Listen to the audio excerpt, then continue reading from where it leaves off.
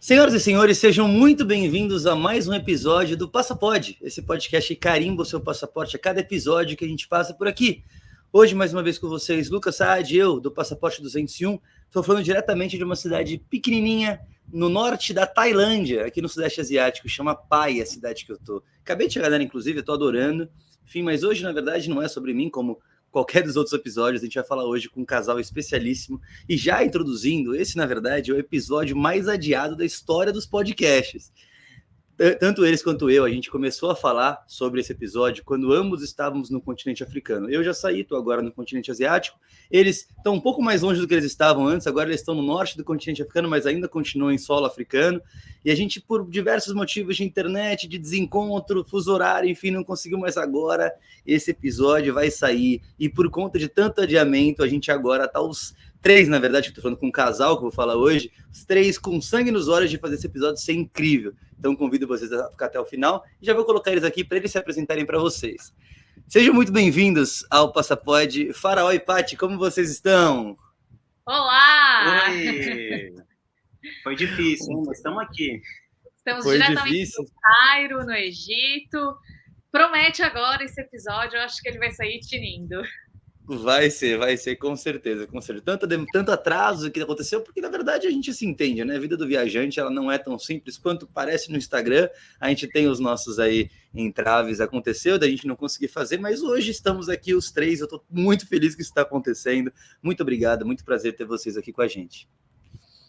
Prazer é nosso. Sim, estamos ansiosos por participar deste programa, que é um dos principais envolvido e que envolve viagens aqui no mochilão e tudo, é um dos principais do Brasil. Então, a gente estava ansioso por poder participar com você, Lucas. Fico feliz de ouvir os elogios, fico feliz que também esteja ansioso, assim como eu também estou. Então vamos começar pelo começo. Vamos começar pelo começo, assim como a gente sempre faz. Vamos apresentar vocês. Faraó e Pati, Pati e Faraó. Quem são vocês? Ou melhor, quem eram vocês? Vamos iniciar lá atrás. Antes dessa viagem, como vocês se conheceram? Como vocês começaram esse papo de viagem? Vocês estão fazendo uma viagem gigantesca, não só pelo continente africano aí, mas já passou de um ano nesse continente. Então, a galera quer entender quem são vocês. Vamos lá, conta pra gente. Bom, somos um casal de jornalistas, trabalhávamos em uma redação em São Paulo. Antes disso, a gente se conheceu em Florianópolis. Eu estava trilhando, eu ia editar essa... Vamos no jeito normalzinho mesmo. A gente se conheceu em Florianópolis, eu sou de Campo Grande, Mato Grosso do Sul. É bem importante frisar que é Mato Grosso do Sul, não Mato Grosso. São dois estados diferentes. Com o pessoal do Norte, e a parte é de Floripa. Então, o Faraó foi fazer faculdade de jornalismo na UFSC, que é a Federal de Santa Catarina, e a gente se conheceu lá, ele voltando de um intercâmbio, né? Legal. Então, a gente, né, começou a namorar ali, acho que dentro de uns 6 meses, e depois de se conhecer. E é até interessante que a viagem sempre fez muito parte do nosso relacionamento, porque boa parte dele foi à distância. Então, logo ele se formou, ele foi fazer TCC antes em Campo Grande, depois logo ele se formou, foi para São Paulo, eu fui fazer intercâmbio na França. Aí eu voltei até me formar também, a gente... Né, a ponte aérea Floripa-São Paulo foi uma presença muito forte no início do nosso relacionamento. E aí sim, nos mudamos. Depois que eu me formei, eu me mudei para São Paulo, ele já estava lá. E aí eu trabalhei na redação de jornal durante 7 anos e o Faraó durante 10.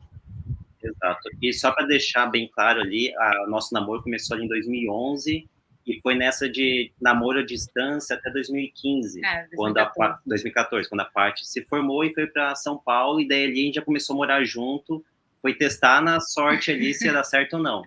E daí foi esses muitos anos de trabalho na redação, como jornalistas, trabalhamos sempre na mesma empresa, e até chegar a pandemia e tudo mais. Mas antes, essa viagem em si começou, uma parte falou, a gente gosta muito de viajar há muito tempo, né? Eu fiz intercâmbio para Espanha, para La Corunha, a parte fez para... França, em Annecy. Exato. E a gente começou a fazer viagens ali, quando a gente começou a namorar, né? Quando a gente começou a morar junto, a gente começou a fazer pequenas viagens de férias e tudo. E essa viagem em si grande viagem de volta ao mundo, a gente começou a conversar sobre isso ali por 2015. Eu mal tinha chegado em São Paulo, o Faraó já veio, e aí, vamos viajar o mundo? Assim, meu bem, deixa eu chegar. Mas ali já começou a ideia e o planejamento mais forte dela mesmo começou em 2017, né? A ideia era partir em 2020, mas daí a Covid-19, eu acho que, né, impactou os planos de todo mundo. Deu uma atrasada aí, com certeza. E a gente acabou partindo em novembro de 2022. E até foi aquela coisa, né? Como reflexo da pandemia, a gente aproveitou para juntar mais dinheiro, porque essa viagem, como a gente já começou a conversar sobre ela em 2015, envolve muita coisa, um grande planejamento, né? Já que é uma viagem grande, como você bem sabe, né, Lucas? Quer viajar o mundo todo, não é vou comprar uma passagem aqui e pronto. Tem que ter uma atenção, ver várias coisinhas, né, idiomas, vistos e tudo mais. E daí também uma questão financeira, né? Não dá para pegar e sair com R$20 na carteira e achar que vai estar tudo certo. Até dá, mas o nível de perrengue vai lá em cima. Para fazer uma viagem longa, assim, né, de muitos anos, meses, demanda bastante, né? Ainda mais você, Lucas, que está querendo viajar o mundo todo, visitar todos os países. E a gente tem essa noção. Então, fala assim, não dá para pegar, vamos sair amanhã, compra passagem aqui para o próximo destino e pronto. Até dá, só que daí você vai ter que se virar muito na estrada. Ou pegar, falar, tenho aqui R$20 na carteira, vou pegar já, sair viajando de carona. Você também consegue. Mas é aquilo, vai dar muito trabalho, muito perrengue, uma coisa muito... O risco aumenta também, né? Exato, por isso que a gente passou muito tempo pensando nessa viagem, ouvindo podcast, lendo livro, lendo notícias, acompanhando muita gente nas redes sociais, vendo como é que as pessoas viajam, para qual país vai, muito dessas coisas, sim. Inclusive, eu até assino embaixo do que vocês estão falando, e acho que tem uma coisa legal de comentar, que é o estilo de viagem, né? Se você que não saiu ainda do Brasil, você que ainda está planejando, você imagina que a sua viagem vai ser de um estilo, vai ser de outro estilo. E, na verdade, quando você coloca realmente o pé na estrada, que você entende quem você é, como você gosta de viajar e começa a se adequar ao estilo de viagem que mais cabe a você, né? Por exemplo, eu vou dar o meu exemplo, né? Quando eu comecei a planejar lá atrás a minha viagem, que também é uma viagem longa, era muito menos longa do que já está sendo. Eu tinha planejado, na primeira vez que eu pensei nesse projeto de visitar todos os países do mundo, eu tinha pensado em 2 anos e meio, 3 no máximo. Isso aqui, meu amigo, vai para frente. E aí eu quero perguntar para vocês, eu vou dar um passo, na verdade, para trás, e depois a gente volta para continuar essa linha cronológica aí, mas acho que é legal e interessante para a galera já entender. Vocês comentaram que vocês ficaram planejando aí desde 2015, na verdade, esse movimento de volta ao mundo aí de vocês, essa viagem a longo prazo, e vocês foram sair só em 2021, em novembro de 2021, ou seja, foram quase 6 anos, mais que 6 anos, 2022, perdão. Exato. 2022. Então foram mais que 6 anos, foram quase 7 anos de planejamento.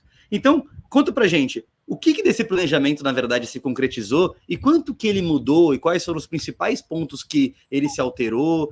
Como é que foi essa diferença entre expectativa lá atrás no planejamento e a realidade conforme vocês estão viajando agora? O que se manteve foi que a gente saiu do Brasil. Não, na verdade, o orçamento foi o que mais mudou, né? Tá. A gente, quando a gente começou a economizar, de fato, que foi em 2017, a ideia é de 2015, mas aí é aquela coisa, né? Não, quando a água bate na bunda, a gente tem que se preparar financeiramente para isso. A gente fez uma conta de $75 o casal por dia. Só que $75 em 2017 é bem diferente de $75 em 2022 e a gente não atualizou em real. Então, assim, em dólar, ficou um pouco a mais do que a gente pensava para esse primeiro ano, né? Mas em real ficou muito a mais. Né? Então, acho que essa é a principal mudança. Agora, do que a gente pensou, a gente foi planejando, né? Vamos começar pela África, porque é o continente mais difícil de se viajar. Você esteve aqui, você sabe quais são os desafios, né? Então, não, vamos começar pela costa oeste, que dentro da África também é o lado mais difícil.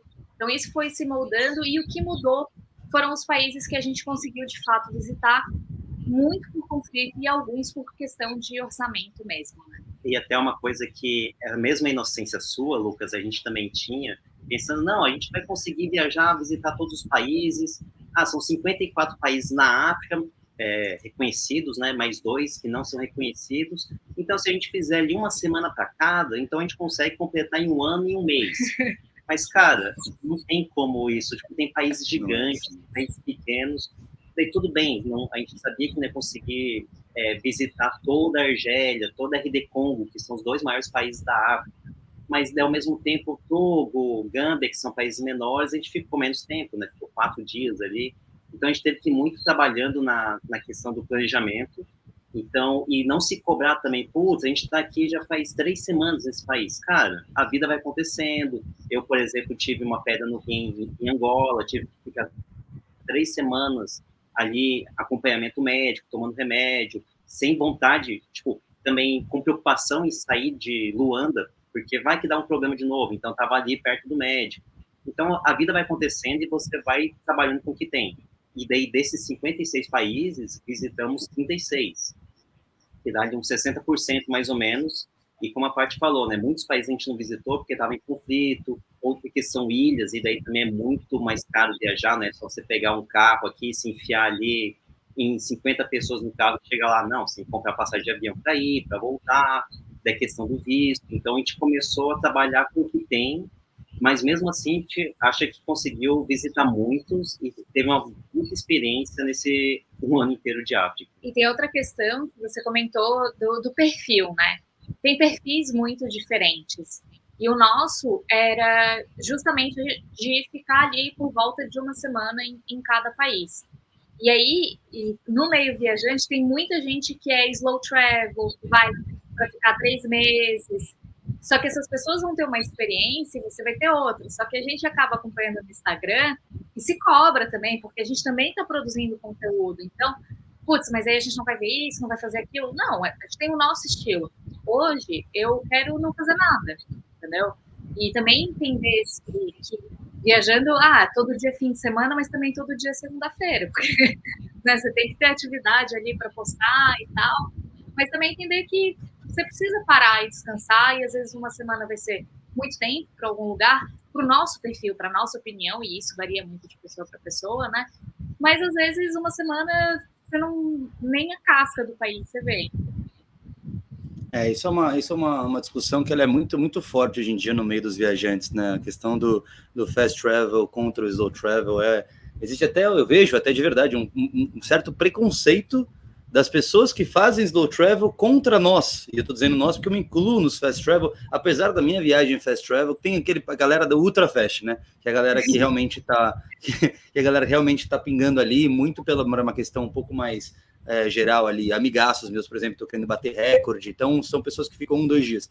O ritmo, que já foi muito maior, começou muito maior, inclusive, no meu projeto em 2022, agora em 2023 ele deu uma bela de uma desacelerada, e mesmo assim ainda está um pouco mais rápido do que a maioria das pessoas que se diz slow traveler aí, né? Apesar de eu ter nos últimos 2 meses visitado 2 países, então 1 mês por país, e mesmo assim eu ainda me considero um fast travel, porque em um destino não fico mais de 1 semana, eu vou pingando muito de destinos, que eu acho que é o que vocês estão comentando, né? Por mais que a gente fique mais tempo em um país ou em outro, que de repente é um país maior, que a gente entende como tenha vários destinos dentro do próprio país, cada destino a gente tem que explorar de uma forma que seja do nosso perfil. Eu não me vejo ficando 2, 3 semanas em uma cidade só. Eu me sinto, eu começo a ver, cara, o tempo tá passando, eu quero ver outras coisas. Gostei muito daqui, legal, tá anotado. Quando acabar tudo, quando realmente eu perceber que eu tô mais tranquilo, eu volto para cá. E eu acho que esse é o estilo de fast travel, que ainda existe muita gente que fala, pô, você não vive viagem como eu vivo, e aquela história toda que, cara, para mim é uma balela sem tamanho. É perfis, e a gente tem que respeitar o perfil que a gente tem e o que faz a gente feliz, o que faz a gente sempre sentir vivo na viagem. Deu uma filosofada, foi uma ótima pergunta para começar aqui, dar um grau aqui no nosso episódio, mas eu quero voltar. Eu quero um passo antes ainda, que a gente ainda não entrou na viagem de vocês, ainda estamos falando de Farol e Pátio, eu quero entender um pouco melhor. Primeira pergunta rápida e objetiva, quando que foi o casamento de vocês? Setembro de 2017.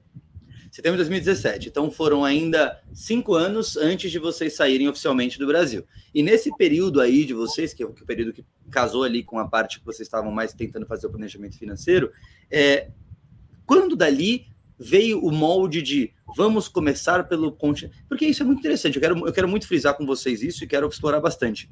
A ideia de começar pelo mais difícil, É uma ideia que me intriga bastante. Eu comecei pelo Paraguai, que estava ali do lado, e tiver com RG, e vamos embora. Paguei ali umas milhazinhas que tinha na minha conta ali, vamos embora. Foi rapidinho. Vocês começaram pela pancadaria mesmo. Vamos embora, vamos fazer o mais difícil. Um medo de você, de repente, desmotivar pela insegurança, pelos perrengues, de repente, pela... Enfim, como é que... Da onde veio isso? Foi uma questão consensual, Paty Faraó? Um de vocês surgiu com a ideia e o outro demorou para aceitar? Como é que foi isso?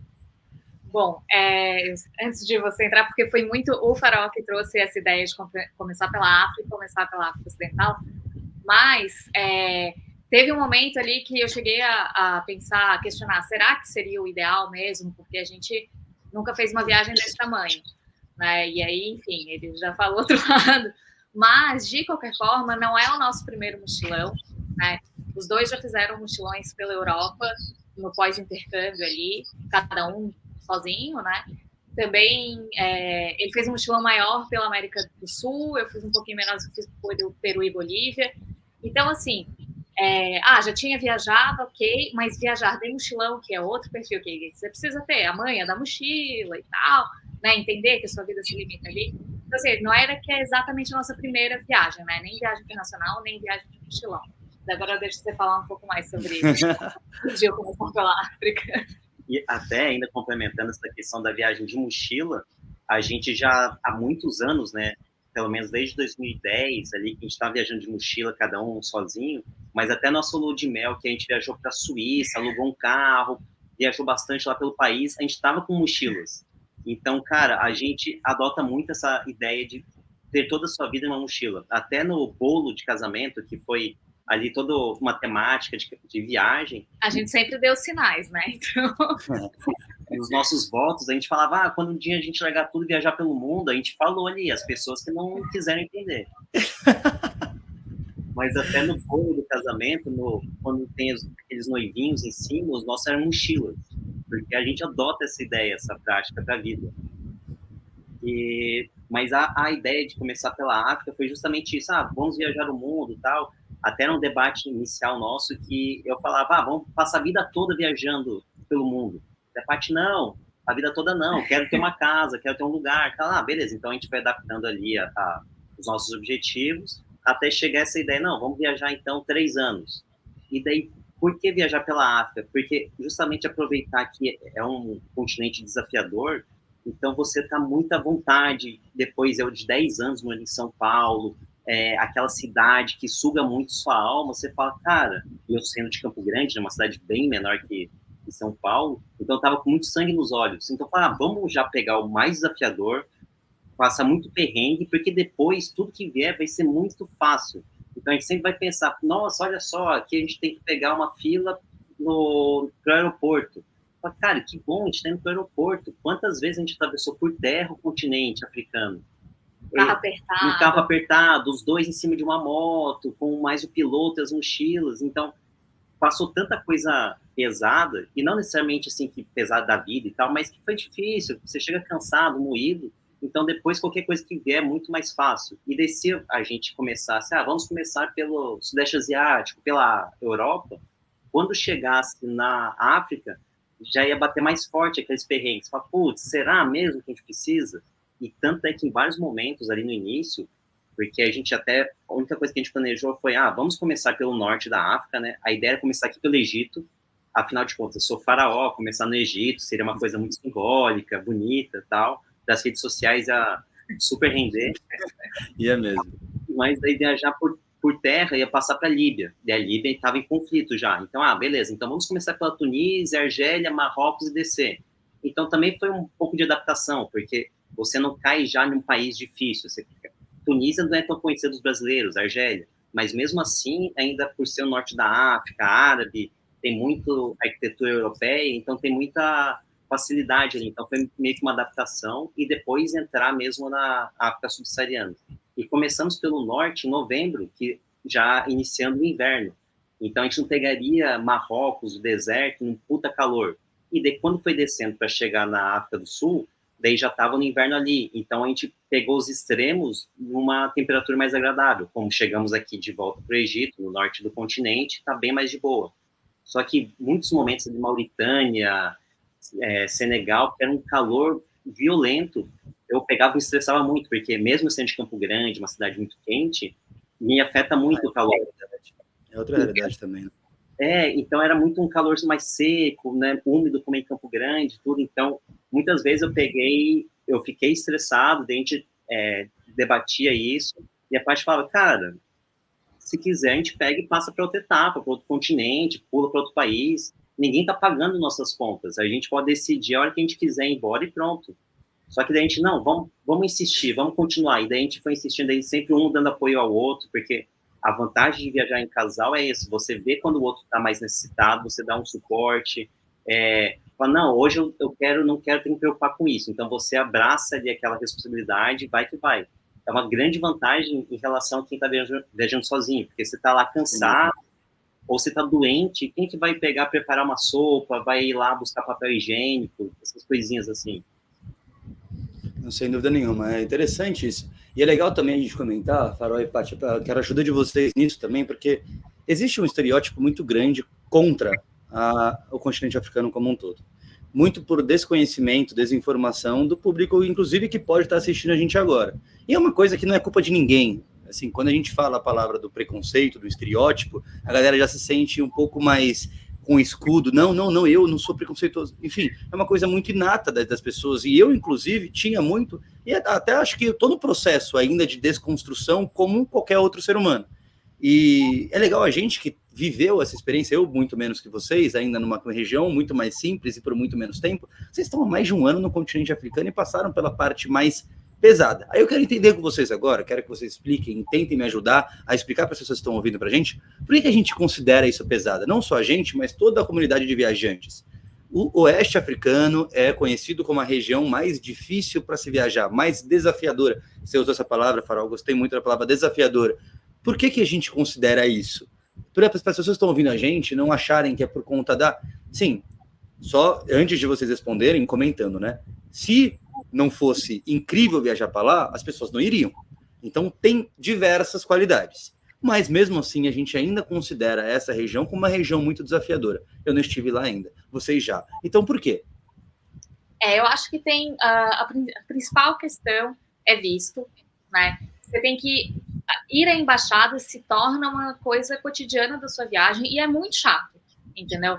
Você tem que ver quais são os documentos, aí você tem que ir lá e nem sempre as pessoas são gentis.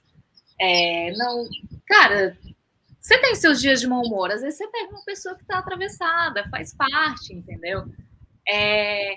E aí muda de país para país, o valor muda de país para país, às vezes você tem que ficar numa cidade, porque assim, você não pode sair viajando pelo país sem seu passaporte, porque tem muita barreira policial, entendeu? Que eles querem ver seu passaporte, por mais que você não vá atravessar a fronteira. Então, você fica preso numa capital que não necessariamente você está afim, que você gosta, mas você fica preso, você tem que esperar o passaporte voltar com seu visto e tal. Eu acho que esse é o principal desafio. E aí, o segundo é deslocamento, né? Não tem ônibus. Você vai numa rodoviária e pega um ônibus. Normalmente é van, elas são superlotadas, ou são carros, que é para caber 5 e colocam 7. Então, tudo isso, assim, vão criando dificuldades. Mas você consegue passar essas dificuldades se vocês optar por um estilo de viagem diferente, entendeu? Esses locais têm aeroportos, você pode alugar carro, você pode contratar um guia, né? Só que aí a gente entra na questão que é falta de informação. Esse é outro desafio, né? São poucas as pessoas que viajam para lá, menos ainda quem viaja e está disposto a compartilhar o beabá ali de como do que fazer, para onde ir, o que precisa, o que não precisa, porque também é uma coisa que dá trabalho, entendeu? A gente se baseou muito nos livros do Guilherme Canever, do @sair por aí, porque ele fez isso, entendeu? E nos ajudou imensamente. Tinha um gap ali, eu acho que de 5, às vezes até mais, 5, 7 anos. Mas, cara, a documentação muda, tal, mas você meio que já sabe o que esperar. Então, acho que, assim, a falta de informação, as dificuldades de deslocamento e os vistos são os principais desafios de quem viaja para lá. E se você só fala inglês, o idioma, né? Porque é uma região extremamente francófona, né? Eles, quase todos foram colonizados pela França. E, além do mais, tem muito uma questão, assim, de esse do transporte, é questão de comodidades. Depois que você está acostumado com o Brasil, e que você pede comida via aplicativo, tem celular, tem vários lugares com Wi-Fi, hotéis baratos, tem muitos hotéis baratos no Brasil, que você sabe, eu vou ficar aqui em um Ibis Budget, que ainda assim é meio caro, né? Mas mesmo assim é mais barato entre os hotéis de rede e você tem um grande conforto. Então, quando você viaja para a Costa Oeste, que o turismo lá não é tão desenvolvido. Então, os hotéis, hospedagens, ou costumam ser muito baratas, que é guest houses, lugares muito simples, ou então muito caros, hotéis de rede. Então, não tem aquele intervalo de, vou pagar aqui $30 em um hotel bom. Ou você acaba pagando $10, ou então 50. Então, você já tem que pegar e dançar conforme a música. Mas, para isso, existe Couchsurfing, né, que você pode ficar hospedado na casa das pessoas. Então, tem certos meandros que você consegue trabalhar com isso. Mas isso de comodidade também é muito... Você está acostumado com isso no Brasil. Então, de repente, você tem que voltar, entre aspas, para a época da sua infância, da época da sua adolescência, que não tinha isso, que você tinha que ir a pé até os lugares para fazer as coisas. E essa questão de informação é isso. Daí você tem que ir até uma garagem ali onde estão concentrados os carros que vão viajar e o preço não é tabelado muitas vezes. Então, você tem que negociar com a pessoa. E eles vão ver assim, você é branco, então você é turista, muito provavelmente você tem dinheiro. E, querendo ou não, você viajando por muito tempo, ou viajando para a África, você tem uma certa condição financeira maior do que quem está ali. Então, eles vão cobrar mais. De você sabendo o idioma, o francês, ou algumas palavras locais ali, você ainda consegue negociar mais facilmente do que se for sabendo inglês. Então, são coisinhas que vão cansando e vão exigindo de você chega no fim do dia, você está muito cansado, você fala, nossa, mas por que eu estou tão cansado? Daí você vai ver o saque do caixa eletrônico. Às vezes, quando você entra no país, você não sabe quanto você tem que ter dinheiro. Então, vai aquele estresse também. Será que o equivalente a $300 vai ser o suficiente? Será que eu saco menos? Então, são pequenas tensões que no dia a dia, quando você está viajando para Europa, Estados Unidos, Sudeste Asiático, ou você mora na sua casa, você não precisa se preocupar com isso, fazer conversão em real sacando em São Paulo. Ou você já sabe quanto é que você vai gastar na Espanha. É muito mais fácil isso do que pensar na Serra Leoa, por exemplo. Sim, inclusive a falta de informação, que eu acho que é o principal ponto que vocês comentaram, é um ponto que, inclusive, vocês, como criação de conteúdo de vocês combatem com o blog de vocês, o Sem Chaves. Vamos entrar um pouquinho para falar dele logo mais, na verdade, um pouquinho mais para frente do episódio, mas agora, entendendo um pouco mais essa situação, queria fazer uma pergunta um pouco também mais objetiva para vocês. Agora, comparando também a expectativa que vocês tinham lá atrás, vocês decidiram fazer primeiro a Costa Oeste, que é, inegavelmente, uma região muito desafiadora. Vocês se arrependem? Vocês fariam um passo para trás? Se estivessem de novo ali em novembro de 2022, saindo do Brasil, com a possibilidade de escolher qual seria a primeira região do mundo para vocês visitarem, vocês fariam a mesma coisa de novo ou vocês fariam diferente? Pode responder primeiro. Eu faria exatamente igual, cara. Não consigo pensar em alternativa, porque justamente por querer ter esse projeto ambicioso de visitar o maior número possível de países, a gente já sabe que vai ser difícil visitar todos eles, né? Como você, Lucas, vai fazer, e a gente está seguindo, né, fervorosamente, mas a gente já sabia que não ia conseguir, mas, visitar o maior número possível. Então, a gente não penso, eu poderia ter começado pelo Sudeste Asiático, outra coisa assim. Para mim, até o melhor é isso, como eu falei antes, de a barra de perrengue tá lá no alto, e depois pensando, quando viajar para Tailândia, para o Vietnã, nossa, vai ser férias, porque pela questão de valores, vai ser mais barato, provavelmente conforto de viajar de uma cidade a outra, todas essas coisinhas assim que vai ser muito mais, aparenta, né, a gente não sabe, não viveu isso ainda, mas aparenta ser bem mais tranquilo do que ali aquele início. Então, depois de um ano de viagem, chegar na África, acho que exigiria muito de mim, principalmente. Porque na estrada vai gerando um cansaço, né? E aí, isso independentemente do nível de perrengue e tal, você tá sempre vendo coisa nova, sendo estimulado, então gera esse cansaço, né? E aí, eu acho que tá com a energia renovada para visitar ali foi um ponto-chave pra gente. Eu assino embaixo, com certeza faria exatamente o que a gente fez. Então, agora que vocês não se arrependem, que vocês fariam de novo, vamos só passar limpo ali todos os pontos que vocês citaram como desafiadores, para quem estiver ouvindo a gente, tiver interesse em entender um pouco mais por que essa região é desafiadora, seriam os principais pontos ali que a gente poderia comentar. Falta de informação, esse é acho que o ponto número 1, que é o que eu citaria se eu não visitei, né, não posso falar ainda na minha própria pele, mas é o que eu imagino, porque, obviamente, quando eu comecei a planejar minha viagem, eu já sabia disso, eu comecei a pesquisar sobre a região e cadê as informações? Então, isso é uma coisa que eu já senti um pouco da minha pele, falta de informação. A segunda parte é a parte dos transportes. E eu estendo um pouco essa questão dos transportes como uma questão não exclusiva do oeste africano. Vocês também já passaram por outras regiões da África ali, do continente africano como um todo. Eu acho que é uma questão um pouco mais geral ali do continente. Não vou dizer geral, mas uma coisa, também muito presente no sul da África, que é onde eu estive e também vivi muito isso. Não sei comparar, não posso comparar ainda, mas eu imagino que o que eu vivi ali no Moçambique, vocês também devem ter vivido, não deve ser muito diferente. E ó, que eu vivi um perrengaço, enfim. E a questão da falta de transporte, falta de estrutura no transporte, né, vamos dizer assim. Terceiro ponto, a parte dos vistos. Eu acho que muito brasileiro, que também me pergunta, vem comentar comigo, me perguntar no meu Instagram também sobre os vistos, como é que você faz com os vistos, etc. Porque eu acho que o brasileiro tem muito enraizado na cabeça também o visto americano, que é um processo no Brasil, que você tem que ir lá no Brasil, ir numa embaixada do país, que obviamente funciona. Você também, se eu quisesse conseguir o visto, por exemplo, de um país africano, deixa eu ver se o país africano que eu tenho na cabeça, que tem embaixada no Brasil agora, sei lá, é África do Sul. Enfim, a África do Sul não precisa de visto, mas vamos supor que precisasse. Tem embaixada lá no Brasil. E aí você ir lá na embaixada e faz isso. Mas tem muitos países que nem embaixada tem no Brasil. Normalmente eles têm algum consulado, que já é um pouco mais difícil o processo de conseguir o visto por um consulado e não embaixada, e tem alguns outros que fazem uma embaixada ou consulado regional, e tem, por exemplo, na Argentina, ou no Paraguai, ou não sei, em algum outro país vizinho nosso.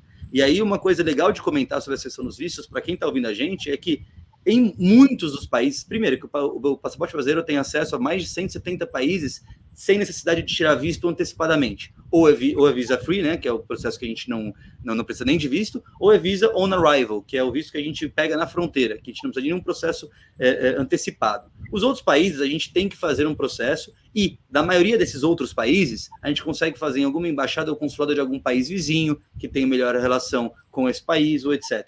Então, o que a parte está comentando aqui é o seguinte: por mais que a gente planeje para esses países, a gente sabe que o processo de entrada neles ainda vai depender de uma série de fatores que eles vão se desencadear conforme você vai avançando na sua viagem. Certo, Paty? Então, por exemplo, quero entrar na Guiné-Bissau. Guiné-Bissau é um país que não sei, na verdade, tem até que checar essa informação, mas imagino que não tem embaixada ou consulado no Brasil. Então, você vai querer visitar a Guiné-Bissau, provavelmente a porta de entrada não vai ser a própria Guiné-Bissau, vai ser algum país próximo, por exemplo, Senegal, que eu sei que tem uma embaixada, um consulado ali, para você conseguir fazer essa transição. Enfim, então esse processo de tirar os vistos para esses países todos que no mapa de vistos para o passaporte brasileiro ainda são muito vermelhos, ainda são muito exigentes, acaba sendo também uma parte do desafio dessa região, certo? E por último, comentar a parte do idioma também, certo? Porque o idioma é uma questão muito forte. Muitos países do mundo, por exemplo, vou dar o exemplo da Tailândia, que é onde eu estou nesse momento. A língua oficial é Thai, que é a língua que eles falam, ponto final. Só que o país ele é muito preparado para o turismo, ele é muito preparado. Isso faz com que, mesmo que não seja oficial em inglês, as pessoas que estão relacionadas ao seu dia a dia, pessoas que vendem comida, as pessoas que vendem transporte, as pessoas que você tem um contato direto por uma questão de necessidade, acabam falando o mínimo do mínimo para que você consiga entender, se virar. O que não acontece provavelmente nessa região, na qual eles falam ou o idioma local, ou o idioma francês, que é o idioma do antigo colonizador deles.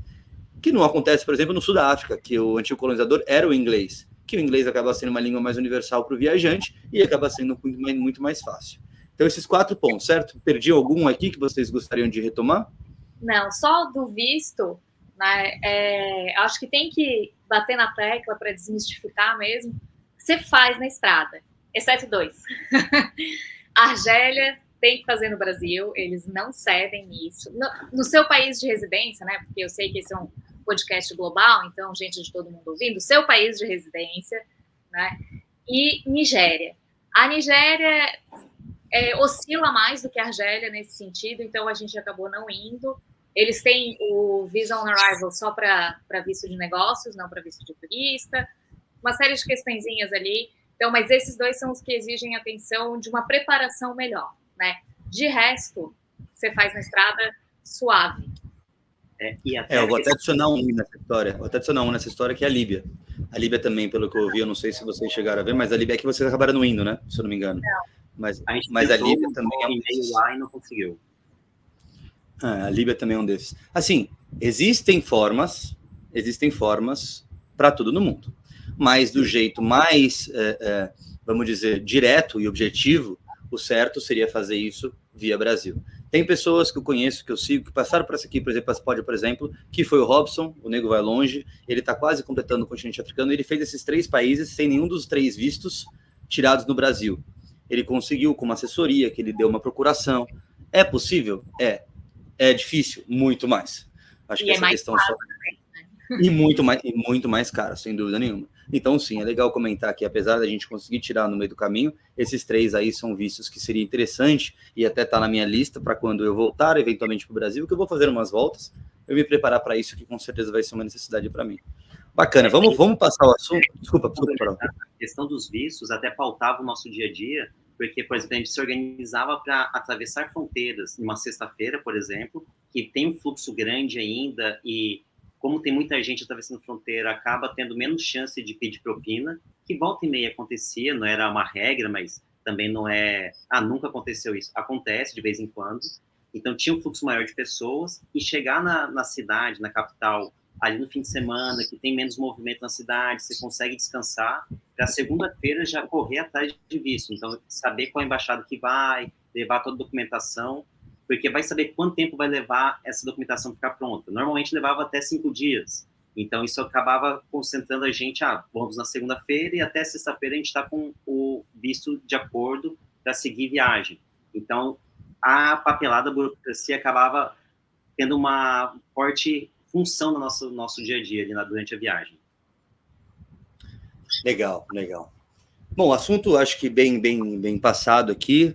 Chegamos aí na metade do nosso episódio, ou pelo menos na metade da primeira hora do episódio. Vamos ver o quanto que ele se estende, conforme a gente vai conversando. Vamos voltar aqui agora para o início e vamos começar a falar da viagem em si, porque aí até agora a gente está falando do planejamento, acabou entrando um pouco nessa questão do oeste africano. Por que vocês decidiram isso? Já comentaram que vocês não se arrependeram, e agora eu quero entender, vamos entender com vocês e com todo mundo que está ouvindo a gente, qual foi o roteiro? Conta pra gente como vocês fizeram. Vocês já comentaram um pouquinho que vocês estavam pensando em começar pelo Egito, acabaram começando pela Tunísia, um pouco mais a oeste ali, mas ainda no norte africano, e acabaram descendo toda a costa oeste e fazendo meio que um U ali no sul da África. Mas quero ouvir de vocês, como é que foi isso? Quais foram os principais desafios em relação à rota? Qual foi o momento que vocês tiveram que alterar? Como é que foi essa questão do roteiro em si? Então, a gente começou ali pelo norte, né? Tunísia, Argélia, Marrocos, e depois desceu pela costa oeste. E o objetivo era pegar e fazer incursões, né? Vamos ao Mali, que ali faz fronteira com Mauritânia, Senegal. Então, por exemplo, queremos ir ao Mali, precisa tirar o visto, fomos à embaixada em Nouakchott, capital da Mauritânia. E até o embaixador, não sei se o embaixador, mas agente consular. Quem nos atendeu ali falou, gente, mas o que vocês querem fazer no Mali? Não tem que fazer turismo lá agora, tá em guerra. A gente, então tudo bem, vamos pensar nisso no próximo país. Daí, quando a gente chegou em Dakar, a gente procurou ali a embaixada, e um funcionário lá da embaixada falou, não, tá tranquilo, podem ir facilmente, tá de boa. A gente, um a um, vamos seguir adiante e ver, tirar a prova dos 9, né? Vamos ver a terceira embaixada. Quando chegamos em Conakry, na Guiné, perguntamos lá também, falou, não, tá tranquilo, pode ir, não tem problema nenhum. E Guiné era a nossa última opção, o último país que fazia fronteira que a gente conseguiria visitar. No fim das contas, a gente conversou e avaliou que não valeria a pena, na questão de passar por esse risco, né? Porque iríamos pelo menos até a capital, Bamako, mas estava tendo muitas histórias de sequestro, e nós dois sendo brancos, turistas, chamaria muito a atenção das pessoas. Então, nossa ideia era fazer pequenas incursões nos países que não têm acesso ao mar. No fim das contas, a gente acabou sempre nos atentando a notícias, né? Acompanhando Twitter, agências de notícia e tudo mais, para ver quais eram as últimas informações que tinha a respeito. Então, quando a gente via, teve algum atentado, tal região está mais tensa, isso acabava pautando a gente, falar, não vamos lá agora. Assim como viagens a ilhas. Nós queríamos ir para Cabo Verde. Depois, quando a gente viu que as passagens estavam a $300 e de volta, a gente considerou, não, está muito caro, não vamos para lá neste momento. Porque de ilhas a África não é só a parte continental, né? Tem algumas ilhas ali, Cabo Verde, São Tomé e Príncipe, Madagascar, Seychelles, Comores e eu sempre esqueço Maurício, Ilhas Maurício. Então, assim, não dá para ficar indo a todas. Então, a gente escolheu Madagascar, para meio caro na passagem, mas por ser mais simbólica, tinha muita vontade, né? Mas então, ali, voltando ali para o norte africano, a primeira alteração que a gente teve foi já saindo do Brasil, a gente saberia que teria que fazer isso, da Argélia para o Marrocos. A gente não consegue cruzar por terra, é uma fronteira fechada por questões diplomáticas, né? Isso não torna os países menos seguros, tá? Eles são super seguros para viajar. A Argélia, eles têm uma preocupação com segurança muito grande, então você vai ver muito policial na rua, mas é um país incrível de conhecer. Então a gente teve que voltar para a Europa, então a gente foi para Espanha, e depois de avião, e da Espanha voltou de barco para o Marrocos, né? A segunda, aí a gente desceu ali, a Saara Ocidental. Só para comentar, Paty, quem está assistindo a gente com imagens, né, tem esse benefício de poder ver essa rota. Eu estou mostrando aqui o mapa do continente africano, conforme a Paty e o Farol vão falando. A gente está aqui agora no norte africano, onde eles começaram aqui na Tunísia, então na ponta norte, vamos dizer assim, do continente. Desceram aqui para a Argélia e eles comentaram que não conseguem passar por aqui por terra, eles foram para a Espanha e fizeram esse triângulo para voltar para Marrocos. E aí começaram a descer. Esse episódio do Mali que o Farol estava comentando é porque ele estava na Mauritânia, no Nouakchott, que é um dos países que faz fronteira. O outro país é Dakar, que ele comentou que é a capital do Senegal, também faz fronteira com o Mali. E o terceiro país que poderia também conseguir o visto seria Conakry, aqui na Guiné, para fazer essa passagem, que foi a prova dos 9. Desculpa, só interrompendo, só para atualizar o pessoal que está vendo também por imagem. Seria o mais seguro, porque seria menos tempo de estrada dentro do próprio Mali, né? Você cruzaria muito perto de Bamako. Só que risco de sequestro seria uma coisa que encerraria o nosso projeto, a gente preferiu não arriscar. Então a gente foi pela costa, Serra Leoa, Libéria, Costa do Marfim. A região do Sahel ali a gente não fez, né? Só que Sahel é o Saara, basicamente. Então você tem Mali, Burkina, Chad, Níger e Sudão. A gente não fez nenhum desses por questão de segurança. A gente só foi desses quando foi para a Mauritânia, né? Quando a gente chegou no Benin, a gente tentou, nossa derradeira tentativa para o visto da Nigéria, só residente pode, e aí você pode comprar uma residência lá, mas é um processo que a gente não tinha muita informação na época. E até antes de chegar no Benin, a gente já estava tentando o visto, já tentou na Serra Leoa, depois tentou na Costa do Marfim, Gana. A gente foi a embaixadas, nessa questão de sempre procurar as embaixadas, procurar informações para tentar tirar um pouco antes também, não deixar para a última oportunidade, o último país. E eles iam falando, não, tenta mais perto, porque seu visto vai vencer se você tirar agora, tenta mais perto. Gana era só para residente. Gana era só para residente. Depois, quando a gente chegou no Togo, não tinha embaixada da Nigéria. Quando chegou no Benin, daí falou, não, isso aqui é só para residente. E como a parte falou, existe a opção de você comprar um visto de residência, fazer alguma coisa ali, ter esse visto de residência, que você consegue entrar na Nigéria por terra. Também existem outras formas de você entrar pagando dinheiro para algumas pessoas. A gente já optou por não fazer isso, né? Queria fazer tudo dentro da lei o mais certinho possível. E daí a gente pegou um voo e daí analisou para onde que a gente conseguiria viajar de avião para fazer a questão logística. Então, fomos do Benin para o Gabão. Porque o visto do Camarões no Gabão era mais barato que no Benin. E a passagem aérea estava equivalente entre os dois. Então vocês, em vez de seguir... Bom, porque seguindo a ordem lógica que seria Gana, Togo, Benin, Nigéria, que vocês tiveram que pular para essa questão do visto, o próximo país seria Camarões. Mas, como vocês viram, essa questão de... Depois do Camarões, a gente tem aqui no mapa, estamos vendo, né? Guiné Equatorial, que é a ex-colônia espanhola, e o Gabão, que fica logo embaixo, também, na verdade, também divide fronteira com Camarões. E aí, em vez de vocês irem para o Camarões, vocês foram para o Gabão, buscando voltar para o Camarões por terra, é isso? Exatamente. A ideia até era ir na Guiné Equatorial, só que é um país com outro visto muito desafiador. Sim. você precisa ter um documento do Ministério da Defesa, se eu não me engano, ou do Turismo, é um dos dois. E aí, alguém de lá precisa tirar esse documento. A gente não tinha contato.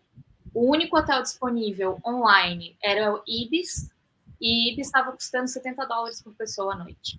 Sem a certeza de que o Ibis faria esse corre pra gente, né? Então, aí, realmente muito desafiador. A gente pulou a Guiné Equatorial, então fez Gabão, subiu de volta para Camarões, desceu de volta para Congo, República do Congo, né? Sim. Aí foi para a República Democrática do Congo, as duas capitais tem uma divisão por rio. E até antes, Lucas, a gente estava em Yaoundé, Camarões, e depois ia para Brazzaville, no Congo. E a gente pesquisava informação e nem contava informação em inglês, francês, nada. Então a gente foi muito no escuro, falando, vamos tentar seguir aqui por transporte público até a próxima cidade, depois a gente vai vendo como vai conseguir. No fim das contas, a gente levou 3 dias ali de viagem, e a gente até escreveu no nosso blog um texto em inglês, justamente pensando nos viajantes que querem fazer essa viagem. Porque já que não conseguia informação nem em idiomas, os 2 principais da África, né, inglês e francês, a gente pensou neles para escrever esse texto, porque realmente estava muito desafiador. E depois qual foi o caminho que fizeram? Já desses, como chegaram no Brazzaville? Até o Eso, se você vê ali, aqui no Congo, que é o Eso, Yaoundé, aí vai seguindo a estrada até ali o norte. Isso. E aí desce até Brazzaville. Só de Uísque até Brazzaville foram 13 horas de ônibus. Isso. Durante o dia, não tem ônibus noturno. Mas a estrada é ótima. Desde Yaoundé até Brazzaville é ótima. A questão é você fazer isso no transporte público, né? Que é carro compartilhado, enfim. Até, Lucas, de Yaoundé até a fronteira foi um dia que a gente chegou lá já à noite, dormiu, e no dia seguinte que a gente conseguiu pegar um transporte até o Eso. Então foi... parece ser curto, e daí é aquela questão, você olha no Google Maps, as distâncias são relativamente pequenas, né? Você pensa, 300 quilômetros que no Brasil você faria em 3 horas, 4 no máximo, num ônibus, comparadas, né, na África, isso pode levar 12 horas. Sem dúvida nenhuma. Moçambique. Aí da RD Congo a gente foi para Kinshasa e foi ali para perto do litoral, né? Foi para Matadi, para cruzar para Angola. Angola, Namíbia. Matadi, depois da Angola. Angola vocês desceram todo até a Namíbia. Aí a gente encontrou o Henrique, estava perdido na Namíbia, um brasileiro. E aí a gente foi com ele, alugou um carro, né? Porque aí isso faz parte das facilidades da região sul da África, né?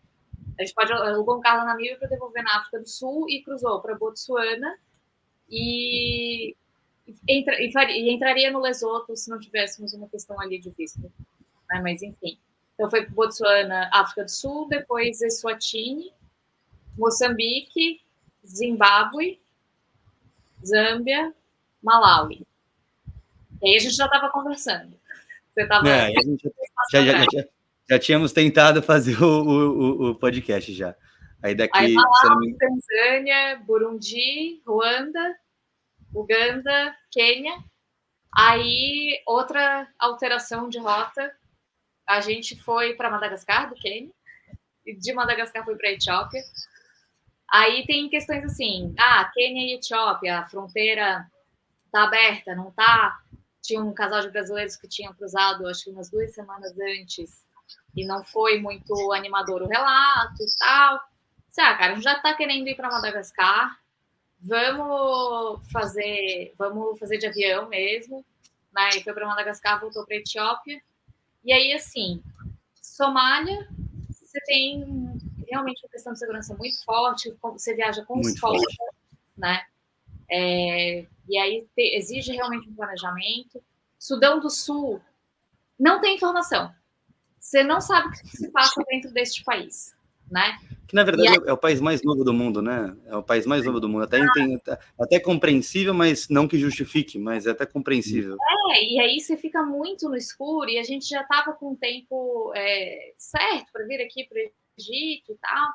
Aí, enfim, não deu. Djibouti, pela questão dos conflitos na Etiópia, a estrada também, ou o trem, né? Tem um trem, não estava muito animador ali de segurança. A Eritreia é outro país, a gente falou, esqueceu da Eritreia. De visto, super complicado para tirar visto. Acho que é um dos mais complicados, inclusive, quando você vai tentar no seu país de residência, é difícil. E o Sudão, infelizmente, né, estourou a guerra enquanto a gente estava aí na estrada. Sim. Teve que abrir mão também. E aí pegamos um avião da Etiópia para o Egito. E até que jornada, então. Que jornada. E até para chegar no Egito, a gente estava com esse tempo contado, né? Porque já estávamos combinando uma viagem com a família da Paty, então era muito... E você bem sabe também, né, Lucas? Como organizar uma viagem com pessoas do mundo, assim. Quem está com você no dia a dia até é fácil, mas fala assim, você que está no Brasil, quando vem para cá, onde a gente se encontra? Então, você tem que começar a fazer toda uma organização de cronograma e falar assim, vamos fazer dar certo. Então, a gente já tinha previsto, vamos se encontrar aqui no Egito. Por isso, até que quando estourou a guerra no Sudão, a gente falou, então vamos ter que reorganizar aqui nosso roteiro, e foi isso até que facilitou a nossa viagem para Madagascar. Exato. Então, a gente trocou um país pelo outro, para poder aproveitar os dias também, conhecer um país novo, era aniversário da Paty. A gente pôde passar ali quase 2 semanas em Madagascar, né? E aí, que se a gente fosse para outros, teria menos tempo em Madagascar. Ia ficar tudo certo, porque é uma opção nossa viajar desse jeito, né?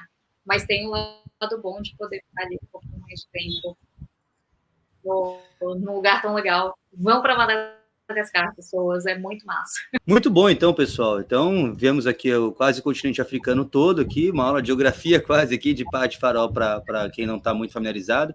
Acho que de todos os países que vocês comentaram, por que vocês foram, por que vocês não foram, trocando, obviamente, né, excetuando os 4 países insulares aqui que vocês já falaram, que também por conta de dinheiro, mas por essa questão, também acabaram não passando. Eu queria entender só um que vocês acabaram não citando, que é a República Centro-Africana. Foi uma decisão por questão de visto? Qual foi o motivo? Conflito também. A República Centro-Africana está em guerra civil desde 2013 ou 2003, eu sempre esqueço, mas faz bastante tempo, pelo menos 10 ou 20 anos, né? E guerra civil, né? Eu acho que não dá para comparar conflitos, mas seria como visitar a Ucrânia agora. Não está mais tão intenso, como é que é? Mas como é que você fala com uma pessoa que está morando lá que não está tão intenso o conflito, né? Então a gente preferiu visitar países que estão com conflito em seu território, né? A Etiópia tem um conflito, só que você consegue ir para Addis Abeba, é diferente, você tem já um turismo mais aflorado, tem todas essas questões. E na Etiópia, o conflito está no norte ali, para Lalibela. Exatamente, isso que eu ia falar. Grandes atrações turísticas do país, é uma coisa que a gente queria muito visitar, conhecer, porque é algo grandioso, e infelizmente por causa do conflito a gente acabou optando por ficar só na capital, e algo também que a gente evitava nessa viagem, depois que a gente estava sempre atento às notícias, informações, era a respeito de eleições, eleição presidencial principalmente, porque isso acaba deixando os nervos mais à flor da pele, né? A gente viu como foi no Brasil ano passado, e Brasil, uma democracia consolidada já há muito tempo, então imagina alguns outros países que é mais tenso a situação. Então a gente ouvia falar, tanto é que quando a gente estava em Lusaka, se não me engano, ou em Harare, no Zimbábue, a gente ficou sabendo aquela semana que ia ter eleição na terça-feira, e daí a gente tinha chegado na sexta, no sábado, daí a gente já se organizou para segunda-feira, sair do país, porque vai saber se vão fechar as estradas ou não. No fim das contas, a eleição eles ficaram mais um dia no processo eleitoral. No fim das contas, acho que não teve nenhum conflito, nem nada. Mas houve questionamento de resultado? Tem situação eu entrei no Zimbábue 2 semanas depois de vocês. Eu peguei exatamente o final da eleição ali. Tava realmente, principalmente aqui. Eu não fui para Harare por esse motivo, inclusive. Eu entrei na mesma fronteira que vocês, aqui por Chimoio, Mutare, mas eu fui direto para Bulawayo. E aí, na Bulawayo, que é a segunda maior cidade, já tinha um pouquinho mais de burburinho também. Imagino como devia estar na capital. Sem dúvida, as eleições são, sim, um motivo para tentar evitar a visita no país, principalmente nesses países ainda que a democracia está aflorando, né? Exatamente. Demos uma volta inteira aqui pela África nesse episódio do podcast. Vou falar um pouquinho mais agora, daqui a pouco, na verdade, não agora, sobre os futuros, os próximos passos aqui desse casal. Antes, eu queria agradecer vocês que estão vendo a gente. Deixa eu só tirar aqui. Isso, voltamos para o nosso rosto aqui. Queria agradecer você que está ouvindo a gente desde já, né? Se você está até agora com a gente aqui, é porque você está curtindo. Então, se você está curtindo, eu queria pedir a sua ajuda. Tá? Se você quiser ajudar de uma forma simples, é só dar aquele like no YouTube, se estiver vendo a gente com imagem, ou aquele comentário. Se tiver alguma dúvida, eu vou fazer a questão da sua pergunta chegar no Farol e na Paty. E se você também quiser ajudar, se estiver ouvindo por áudio, você também pode avaliar o nosso podcast aí no Spotify, qualquer outra plataforma que você esteja. Não demora nem 5 segundos, você pode entrar ali e avaliar. Isso ajuda muito, tá? Muito mesmo a gente. E para você que é um ouvinte mais assíduo nosso e quiser entrar realmente nessa parte de parceria com nós, você pode, com certeza, também entrar nesse link da descrição e ajudar a gente financeiramente nesse projeto, que com certeza vai fazer muita diferença para a gente. Enfim, qualquer jeito que você queira ajudar, a gente agradece. Mas o episódio não acabou ainda não. Vamos voltar aqui agora com o Farol e com a Paty, que ainda tem bastante coisa para falar. Agora, o assunto que eu quero falar com vocês vamos falar de viagem a longo prazo para pessoas que não estão com a vida ganha, não são herdeiros, que somos nós. E a gente tem que realmente batalhar, a gente tem que lutar, a gente tem que, de alguma forma, trabalhar para que isso a gente consiga. De pouquinho a pouquinho, de migalha em migalha que seja, fazer com que o nosso bolo se encha ali para a gente continuar viajando. É o caso de vocês. Estou errado? Não. E como é que isso funciona? Como é que foi a ideia de vocês? Vocês hoje são criadores de conteúdo, vocês são criadores de conteúdo não só pelo blog, pelo Instagram, vocês abraçam vestem essa camisa de criador de conteúdo. Eu quero entender com vocês quanto que isso era um planejamento, quanto que isso acabou acontecendo, o quanto que isso já mudou dos caminhos, como é que vocês se veem hoje para frente. Fala um pouquinho para a gente da criação de conteúdo e como ela mantém vocês na estrada. Por favor. Bom, eu vou começar pelo final. Infelizmente, ela ainda não nos mantém na estrada. A gente está começando ali ainda. Temos o blog, temos os nossos perfis de rede social, que o Instagram é a nossa vitrine mais forte, né? Não temos canal no YouTube, não somos de vídeo, mas temos ali os nossos reels, as nossas produções mais curtas, né? Mas produzir o conteúdo sempre fez parte, né, da ideia da viagem, porque jornalistas formados, também trabalhando em redação, a gente sempre quis levar a informação, nesse caso, informação de turista mesmo, de quem quer viajar, quem quer conhecer esses países. Um básico, justamente porque a gente passa menos tempo, é o básico do visto, fronteira e basicamente o que tem para ver nesses países. Sempre foi a nossa ideia, né, de levar isso para as pessoas.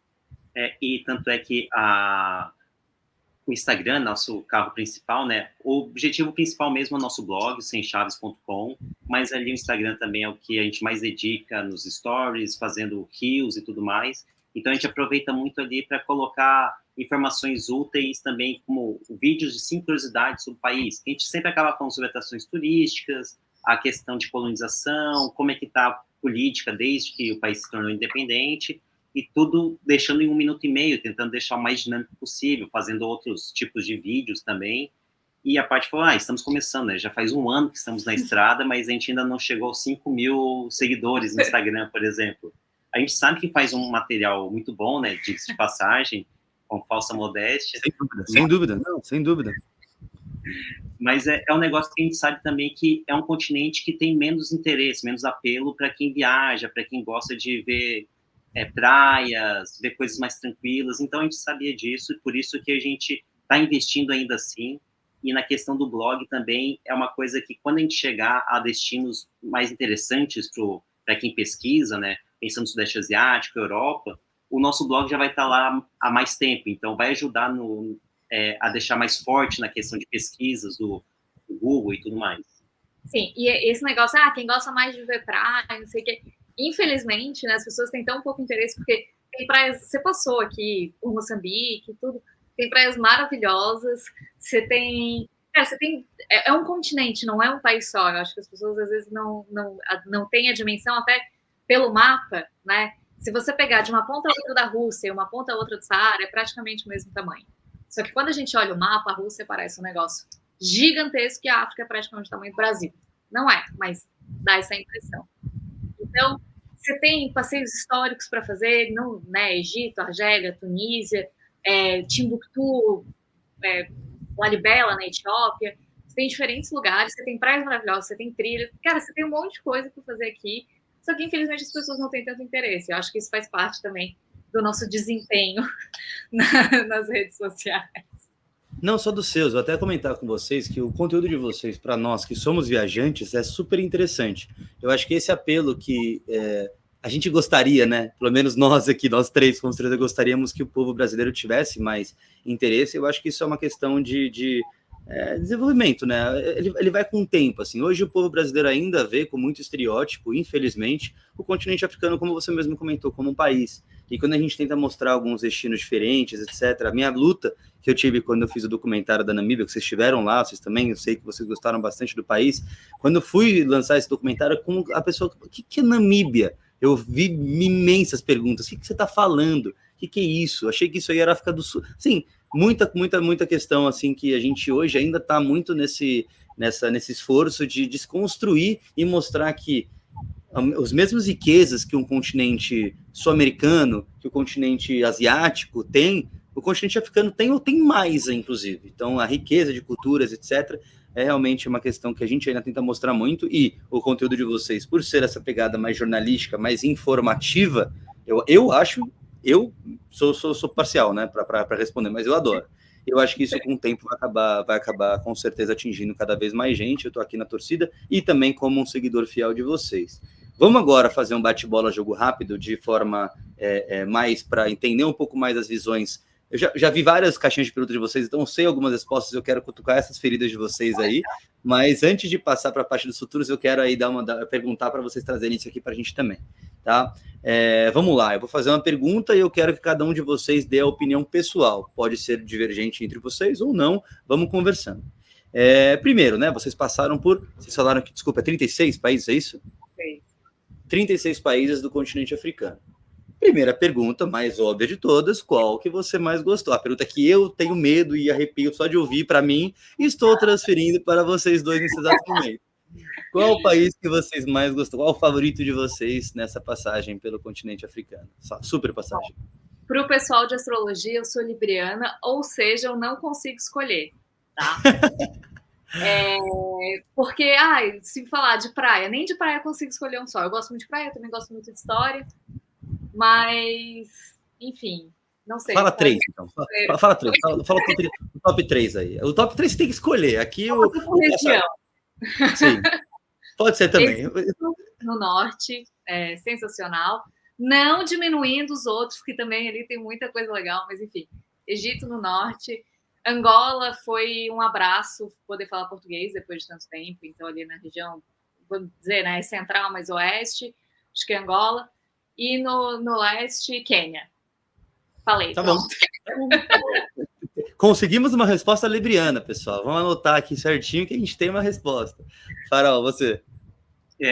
Bom, da questão norte também vou citar alguns, mas do norte eu gostei muito da Tunísia, uma que era o primeiro país que a gente visitou, e também porque também tem muita história, e acho que tem menos turistas, então tem menos pessoas ali que ficam abordando, né? Abordando nos que estão de fora. Que no Egito é mais chato. Exato. Mas na costa oeste gostei muito da Namíbia, assim como você falou, é um país que achei sensacional, de ter muitas opções de passeio, geografia bem diferente, vale muito a pena conhecer, e é muito fácil também para o brasileiro viajar ou por Angola ou por África do Sul, tem voos direto, então não deveria estar na rota de muitas pessoas que queiram vir para a África. E na parte leste eu gostei muito de Madagascar, é uma ilha, mas é muito bonita ali as praias, é paradisíaco e também não era tão caro assim. Então, caro é ir para lá é barato. O visto em si custa $10, que é o visto mais barato que a gente encontrou na África. Então, realmente vale muito a pena ir para lá. O difícil, como a Paty falou, é chegar lá, mas ao mesmo tempo o voo de Joanesburgo para lá é mais barato do que nos outros países. Então, também é uma outra opção para o brasileiro conseguir fazer uma incursão para este país. Legal, falamos do positivo, agora vamos falar do negativo. RD Congo. Vamos falar qual que vocês menos gostaram, pessoal. Se você não acompanha a gente, eu convido a acompanhar para ouvir falar da RD Congo, porque sempre pergunta, o mais difícil, o mais caro, que não volta. RD Congo, com certeza, é um país muito desafiador. A gente entrou por Kinshasa, então é um país que é muito desigual, né? Não lembro agora os índices de desigualdade, mas que a gente sentiu, foi um dos que a gente mais sentiu, assim, você tá andando, a criança vem e se pendura no seu braço para conseguir 10 centavos de dólar, né? É uma coisa, é agressivo, né? Você ver isso, eu não consigo nem imaginar viver isso, né? Então, Kinshasa é uma cidade enorme, de 17 milhões de habitantes. Então, aquele caos, muito caos. Tem uma avenida ótima, e aí você tem uma região que é a região onde os estrangeiros ficam, que é onde é seguro ficar, basicamente. E é muito caro, muito caro. Você não tem, assim, ó, um hotel ruim, tá? Era $70, sem café da manhã, sem nada. E é um país muito grande, né? A gente também só passou ali na superfície, cada um vai ter uma experiência diferente, não, né? Mas a gente foi de Kinshasa para Matadi, então a gente ficou nessa parte que é mais perto da costa, né, mais parte oeste do país. Você tem lá o Virunga, que é uma região com gorilas, que com certeza é sensacional, mas de Kinshasa você não chega no Virunga, que você tem que passar por conflito. As estradas, a ligação do país, ela é feita basicamente aérea também, o que encarece, né?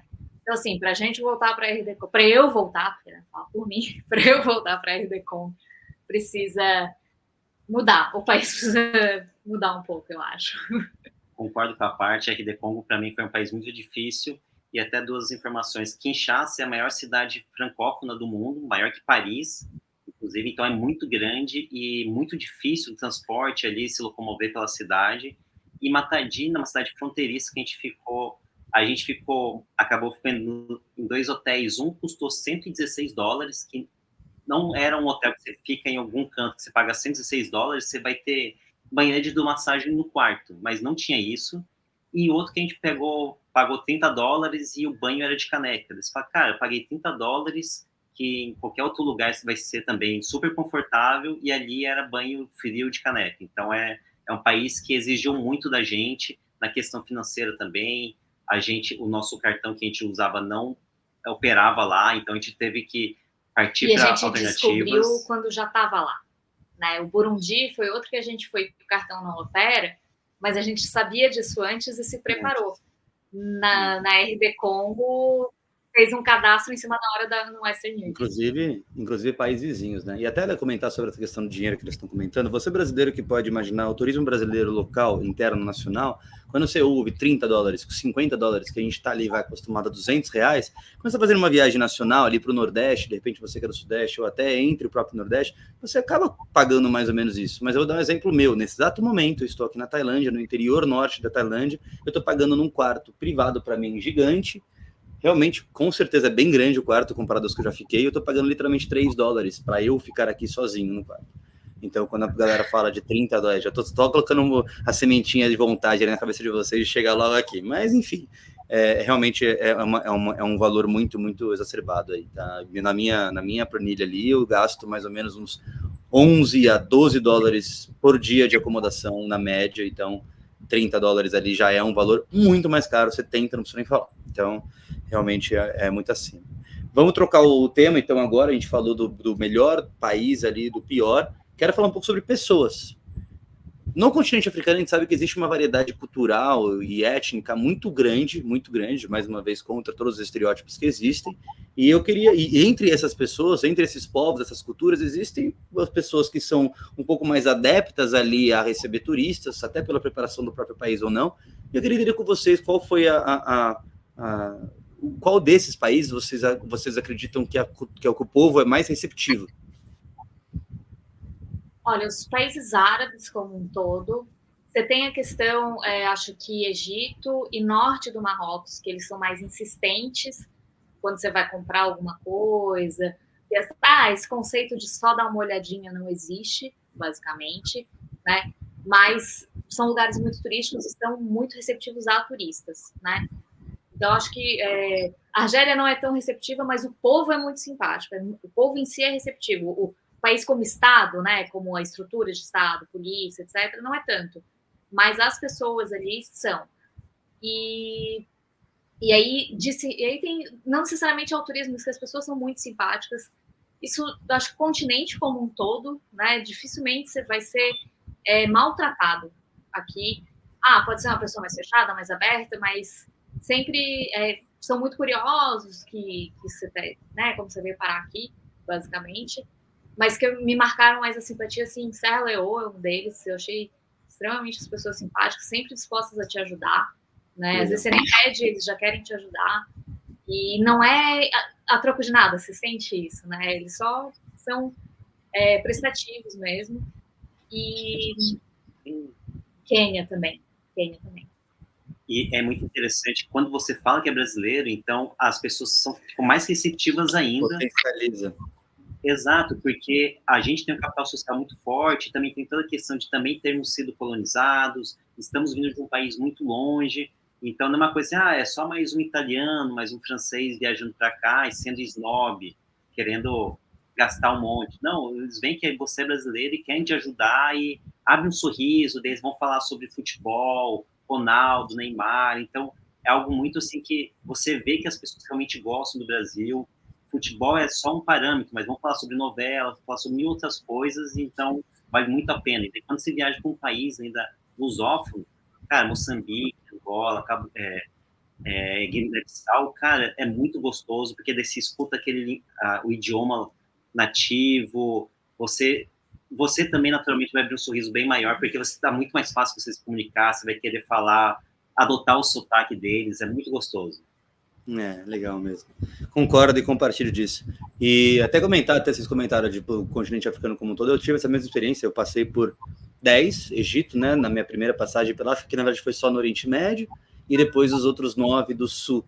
E eu tive uma experiência ruim, na verdade, até comentar aqui, não sei se o pessoal que me segue até nem sei se eu falei muito sobre isso, não é uma experiência ruim, vamos dizer assim, é que eu realmente achei um ponto fora da curva dentro do continente africano, que eu concordo com vocês, que para mim foi muito acima da régua dos países em relação à receptividade e carisma das pessoas com relação a mim, principalmente como turista.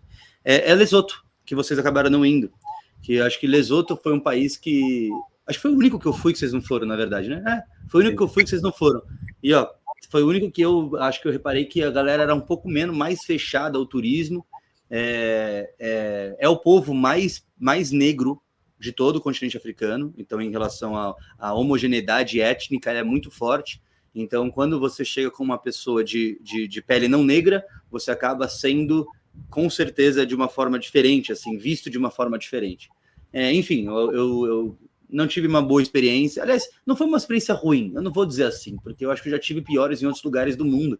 Vou até citar a Caribe ali como também um ponto fora da curva ali de todos os países que eu passei, alguns países do Caribe, claro, não todos, mas Lesoto também foi um país um pouco abaixo da curva também, até para agregar um pouquinho na nossa conversa. E vamos falar da última pergunta aí agora. Deixa eu pensar num outro que eu lembro das caixinhas de perguntas de vocês, tem algumas coisas interessantes, mas eu quero já falar dos próximos países aqui. Mas deixa eu perguntar uma coisa diferente aqui, que eu acho que a galera, pelo menos para mim, tem muito interesse.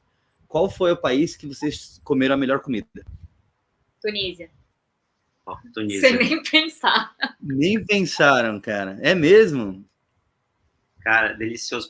E não é nem que fala assim, a gente estava cansado de comer frango com batata frita, que é um prato muito típico da costa oeste. E no sul também. Sim. É triste isso. Mas ele era o primeiro país, e mesmo assim era uma comida muito saborosa, tinha muita pimenta, muito azeite. Mas não todos os pratos, assim, né? Tinha um prato específico que ele era berinjela. Na verdade, ele era azeite, que o primeiro ingrediente é o que mais tem, né? Então, ele era azeite, berinjela e pimenta, que a berinjela já é meio picante ali. Mas são pratos muito bem servidos, a gente começou a dividir ali já, né? Dividia todos. O cuscuz é muito melhor que o do Marrocos, não acreditem, né?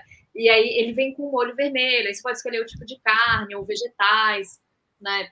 Aí tem também essas comidas de rua, a gente comeu o maklube, o chapati. Cara, é sensacional. Vale a pena. Legal. Falamos aí um bate-bola aí sobre os países africanos, acho que a gente deu uma passada boa na África. Agora eu quero saber o seguinte, vocês chegaram na ponta de volta da África, qual que vocês planejaram inicialmente sair, na verdade. E agora? Vamos falar agora de Paty Faró, do @semchavesbr, daqui para frente. Como seremos? Então, a gente dividiu nossa viagem, grande viagem, em 3 temporadas, e a primeira agora está chegando ao fim, e é África e Oriente Médio. E a gente, né, como vocês bem sabem, está tendo um grande conflito ali, e isso acabou pautando muito... Ali em Israel. Em Israel-Palestina, isso pautou os nossos próximos passos. Como, naturalmente, a gente deixaria Israel por último, por toda uma questão política, diplomática com os países vizinhos, de você ter o carimbo do Israel em passaporte ou não, mesmo que eles carimbem um papel, mas daí toda uma questão logística, vamos deixar para o final, porque também produzindo conteúdo, você produz sobre Israel e vai entrar na Arábia Saudita, como é que vai ser a relação ali? Então, por isso, já deixaríamos para o final. Mas agora, por questão do conflito, vamos direto daqui do Egito para a Jordânia e depois entraremos na Arábia Saudita. E o objetivo agora, nossa ideia é ir para Omã, Emirados Árabes Unidos, Catar, Bahrein, talvez voltemos para a Arábia Saudita, porque tem algumas ilhas ali, né? Bahrein e Catar. E depois vamos para Kuwait, Iraque, e daí a gente está avaliando, porque Líbano e Síria também estão tendo... Alguns pedaços do país também estão tendo bombardeios, né? Então, a gente vai monitorar muito bem isso para saber se é seguro viajar para esses países, não é? Vamos ter que deixar para uma próxima vez. Como é que vai ser isso? E depois, dali, a gente viaja para o Brasil. Provavelmente vamos ficar alguns dias na Europa e depois voltamos para o Brasil, que seria o fim da primeira temporada, em que pretendemos ficar 2 meses no Brasil como um período de descanso, né? Sim, descanso... O período na Europa e no Brasil, ele tem um motivo muito forte, que a gente já fala. Mas no Brasil é descanso e organização da segunda temporada, né? Eu vou entrar na segunda temporada agora, só comentar um ponto que o Farol comentou, que as pessoas podem estar com dúvida, mas a questão do Israel, sem contar com a guerra da atualidade, tá, pessoal? Até na parte que eu passei lá esse ano em março, abril. E o ponto principal, ele até comentou do carimbo, é que existe uma relação diplomática negativa entre Israel com alguns países vizinhos pela questão histórica, religiosa, étnica ali no Oriente Médio como um todo, né?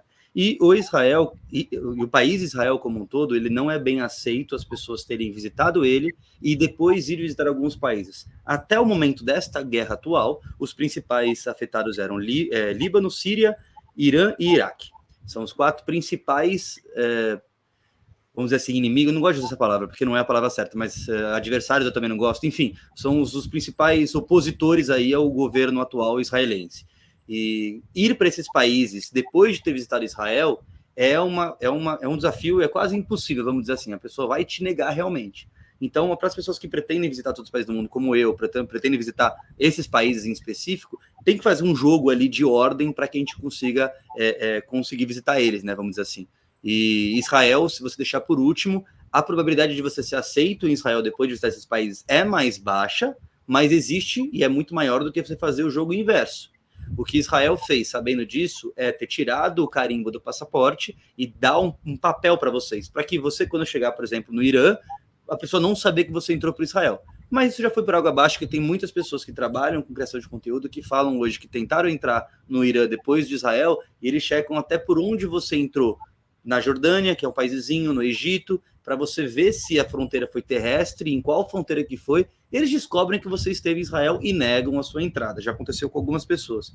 Então, também fica como dica aqui de nós como viajantes, como o Farol comentou que ele também já está ligado nisso, se você quiser visitar essa região, que você fique também de olho nessa questão de ordem, se você quiser visitar Israel depois disso ou anterior, enfim, agora é uma questão muito mais nebulosa, a gente não sabe como vai ser depois da conclusão do desfecho, quando vai vir esse desfecho da guerra atual, mas até o momento anterior a isso, até o dia 7 antes do dia 7 de outubro desse ano, a gente estava nessa situação, tá?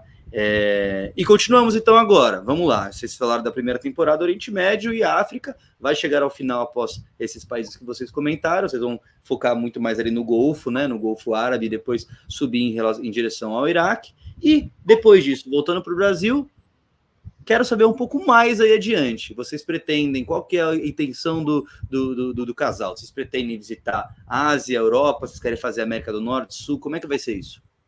Bom, nosso planejamento é ali por abril do ano que vem, né? Vida de viajante, não dá para confiar quando a gente fala a data, mas a ideia é essa, para ir para a Rússia, fazer a Transmanchuriana, que é uma versão da Transiberiana. A Transiberiana é o trilho de trem, né, mais consagrado ali da região, que cruza a Rússia só. Então, a Transmanchuriana, você sai de Moscou, passa por Mongólia e chega até Pequim. Né? Então, até pela questão do visto da China, poder tirar o visto da China no Brasil, com passaporte brasileiro, né? Então, tem tudo isso, já deixar ali no início. Fazer a Ásia, então, Japão, Coreia do Sul, Taiwan. Descer para o Sudeste Asiático, uma parte dele, até chegar na Oceania, fazer Austrália, Nova Zelândia e Papua Nova Guiné, da Oceania, voltar para o Sudeste Asiático e seguir de volta até a Turquia, por baixo, né? Que seria por baixo da Rússia. Índia, os estamos até chegar ali para a Turquia. Exato. Chegando na Turquia. Não volta para o Brasil. Pretendemos de lá pegar um voo para o Canadá, para daí viajar para o Alasca, Canadá e descer Estados Unidos em direção a Uruguai. Fazer as Américas, né? Exato. Até chegar ao Brasil.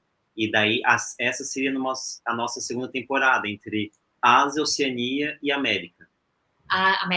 América. E aí a gente vai ficar um tempo maior, provavelmente, para se organizar para a nossa última temporada. Não, a gente não esqueceu da Europa, não vamos deixar a Europa de fora. Só que o nosso planejamento é fazer de motorhome. Então, existe, né, comprar ou alugar um motorhome, se organizar ali e tal, para partir, e se tudo der certo, a gente vai com o nosso cachorro, que está muito bem cuidado pela mãe do Faraó.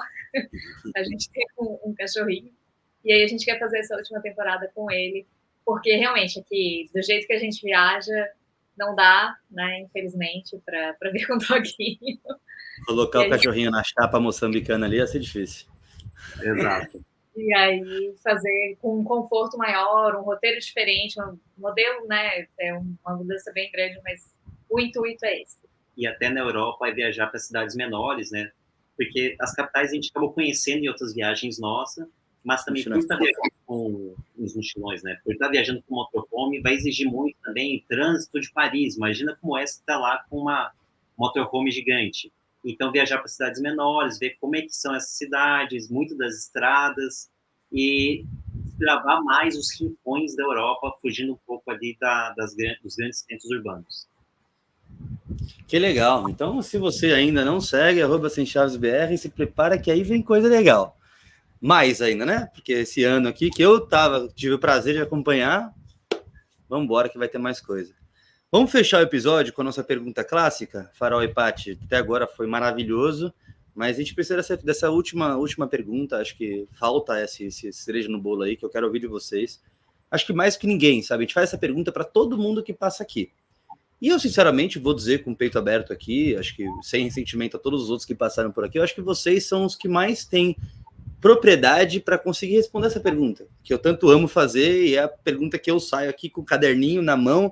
Vamos embora, deixa eu ouvir. Que é, qual lição que vocês, a maior lição que vocês aprenderam nesse tempo de estrada de vocês? E aí cada um deve ter uma, ou não sei também se vai ser consensual, vocês já conversaram sobre isso, mas eu queria ouvir de vocês qual que é a maior lição que vocês tiraram. E aí eu tô falando de 2 pessoas que viajaram mais de 1 ano no continente africano. Difícil essa, hein? Eu adoro que todo mundo responde essa primeira partida difícil. Essa complicou, hein? Agora você me pegou. Sempre a mesma coisa. Cada um, né? Cada um dá uma resposta. Pode ser de cada um, como vocês preferirem. Olha, para mim, a lição de viajar assim é descobrir como o mundo é grande. É sensacional você poder sair da sua zona de conforto, poder ver coisas inimagináveis que você pega e não vê nos livros de história do colégio, não vê em TV, não vê rede social, assim, você está vivendo por sua própria conta ali, e ver tudo isso, e você parar em um momento, assim, do seu dia e falar, cara, eu tô no meio do deserto em Madagascar, tipo, numa estrada, num carro aqui, com pessoas totalmente desconhecidas, é sensacional. E Madagascar, não, na verdade, é Mauritânia. Mas é isso de você estar em lugares, assim, cara, não consigo expressar em palavras essa vida louca que você tem de estar vendo tudo por vontade própria, assim, com seus próprios olhos. Então, a gente tenta postar nas redes sociais, filmar tudo, né? A gente não posta os perrengues que a gente passa, porque é difícil, às vezes você tá lá no meio da muvuca, filmar tudo, e são coisas que a gente acaba guardando pra gente, mas mesmo as coisas bonitas, você tá vendo ali uma tela do celular, você não tá vendo com seus próprios olhos, como hoje a gente visitou as pirâmides e vê, cara, olha só o tamanho dessas pirâmides, o tamanho dessa... realmente uma maravilha do mundo. Há quanto tempo foi construída, está lá até hoje, quantas pessoas vêm aqui diariamente para ver essa maravilhosidade, e, cara, é sensacional. É difícil expressar em palavras. Eu diria que a maior... E eu vejo animação até... Pode falar. Desculpa, Paty. Eu vejo que a animação, inclusive eu sinto que eu também tive essa lição muito forte. Até tem uma tatuagem que vou até comentar sobre ela, porque é a primeira vez que eu ouço essa resposta mais de o quanto que a gente vê que o mundo é grande, e a tatuagem que eu tenho que é, quanto mais a gente vê que há mais para se ver. E é basicamente o que você está querendo dizer, né? Que quanto mais a gente tá aqui na estrada e vê que tem coisa, cara, mais a gente vê que tem mais... Cara, o mundo é gigantesco, cara. O mundo é gigantesco. E que legal. Acho que é a primeira vez que eu ouço essa resposta e eu me identifico, não preciso nem falar, nem preciso nem tá aqui, ó, tatuagem para não deixar. Quem tá vendo por imagens, tá conseguindo ver a tatuagem aqui. Tá em inglês, ó. The more we see, there's more to see. Então, ó, provando que eu compactuo com essa lição aprendida pelo Farol, também aprendi no meu ano e meio de viagem aqui. Paty? Eu acho que a maior lição é cada um tem seu tempo, e isso é muito amplo, mas você descobre o seu tempo de viagem. Então, assim, a gente chegou na Tunísia, férias todo dia sai, anda 20 quilômetros, vê isso, vê aquilo, não sei o que, tá 2 dias em cada cidade. É um ritmo que vai diminuindo, né? E você vai encontrar seu tempo. E isso é uma diferença que existe entre nós dois mesmo. Tem dia que eu só quero chegar e não fazer nada mesmo, não quero nem pensar, entendeu? Eu coloco a série que eu já vi 357 vezes, porque eu não quero ter que pensar. E o Faraó, não, ele tá o tempo todo ali, não para. Então, ele anota, né? O que ele vai falar depois que passar o meu período de não fazer nada. Você tem perfis de viagem diferentes, você tem tempos diferentes. É muito complicado isso hoje em dia, porque você se compara com todo mundo, você se compara, fulano tem não sei quantos seguidores e faz o quê, mas ele viaja de tal jeito, e eu viajo. Você entender isso, entender que os projetos são diferentes, né? Que também você não precisa viajar e ter um perfil e viver de conteúdo, tá tudo bem também, sabe? Eu acho que isso foi uma grande lição e que é um aprendizado contínuo, porque sempre surge alguma coisinha para você ver que estão fazendo diferente do que você faz, e você entender que às vezes não é só, cara, só sou assim, e ele é assim, e ela é assado, e tá tudo bem, entendeu? Eu acho que é uma das principais lições, que é um aprendizado contínuo para mim. A última pergunta, que seria a pergunta para dar um empurrãozinho final, acho que depois dessa resposta de vocês dois nem precisa, porque realmente até eu tô me sentindo aqui, cadê? Agora, cadê? Vou pegar o primeiro ônibus, avião aqui, vamos embora, vamos fazer mais coisas aqui. Eu tô brincando, realmente foi bem legal essa resposta de vocês, as duas eu compactuo demais, e eu tenho uma notícia. Agora são 7h52 da noite na Tailândia, neste exato momento, 7h53, acabou de virar o relógio, e conseguimos fazer o nosso episódio. Ele aconteceu, gente. Foi difícil. Foi difícil, mas aconteceu. E assim que é bom. E realmente o episódio foi uma aula, do começo até o final. Eu agradeço demais vocês dois, Farol e Paty, de verdade mesmo. Muito obrigado pela compreensão dos momentos que eu tive dificuldade em fazer esse episódio acontecer. Muito obrigado por estarem aqui entusiasmados do começo ao final. Enfim, foi incrível. Obrigado pela inspiração, obrigado pelos ensinamentos. Eu acho que a amizade que eu fiz com vocês e que acabou até aumentando por esses entraves que a gente teve, eu quero que cada vez mais daqui para frente ela só se fortaleça, e podem contar comigo para o que tiver, enfim, para o que vocês precisarem durante o caminho de vocês aí, assim como eu vou contar com vocês. Sim. Com certeza. E até, Lucas, acho que pode deixar a gravação desse podcast é simbólico, né? porque foi desafiador também de conseguir parar a internet e gravar. É bem simbólico de como é viajar pela África, que não é fácil, assim, que vai ter seus perrengues ali, mas no fim das contas deu certo, no fim de tudo deu. Então, cara, sempre vai dar certo. É uma positividade tóxica? Talvez. Mas tem que pensar que uma hora vai dar certo e, cara, vai firme que vai lá. Eu tô feliz que deu certo enquanto vocês ainda estão em solo africano. Esse que era o meu principal objetivo. Se eles forem embora, imagina, não quero que eles façam lá. E foi assim que aconteceu. E também muito obrigado a você que está ouvindo a gente. Desculpa, Paty? Desculpa, a gente pode dar uma notícia também? Claro. Bom, a gente tem um livro, né, que está em pré-venda. Vai lá no @semchavesbr, tem todos os detalhes, é sobre África e Oriente Médio. Então, acho que você gostou desse episódio e você vai gostar muito desse livro. Sem dúvida, pessoal. E eu vi já a capa, tá maravilhosa. Com certeza, o trabalho deles dois, eles são jornalistas.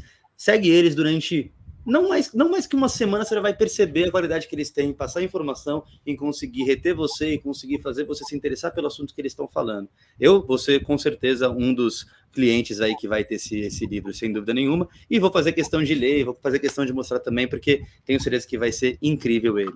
E, como eu estava falando, muito obrigado também a você, a nossa audiência aqui também, desde o começo desse episódio, estava com a gente, está até agora, porque realmente você gostou, agradeço de verdade, são vocês que fazem esse podcast acontecer, e se você quiser ajudar mais do que só ouvir a gente até o final, eu também agradeço mais ainda se você puder deixar seu like, seu comentário, se puder compartilhar com aquela pessoa que você sabe que se interessa pelo continente africano, que você sabe que se interessa um pouco sobre história como um todo, esse episódio certo para esse seu amigo, tá? E também, se você quiser ajudar um pouquinho mais a gente também tem um link na descrição aqui, uma ajuda financeira que você queira dar. O podcast, por mais que pareça, ele não é de graça. E para a gente conseguir manter ele vivo, a gente precisa da ajuda de vocês. Então eu peço, por favor, para que você também considere ajudar a gente com um pouquinho de doação ali, um pouquinho... Bom, não é nem doação, né? É um investimento no seu entretenimento que você com certeza gostou. Mais uma vez, obrigado a vocês que estão com a gente até aqui. Paty, Faraó, obrigado por participar aqui comigo desse podcast número 32. Eu adorei o Passapod. Foi incrível. Muito obrigado. E espero encontrar vocês na estrada em algum momento. Também torcemos muito para isso, porque se foi difícil encontrar online, espero que o presencial seja muito mais fácil, cara. E com certeza vai dar uma forte em você, bicho. Sem dúvida, sem dúvida.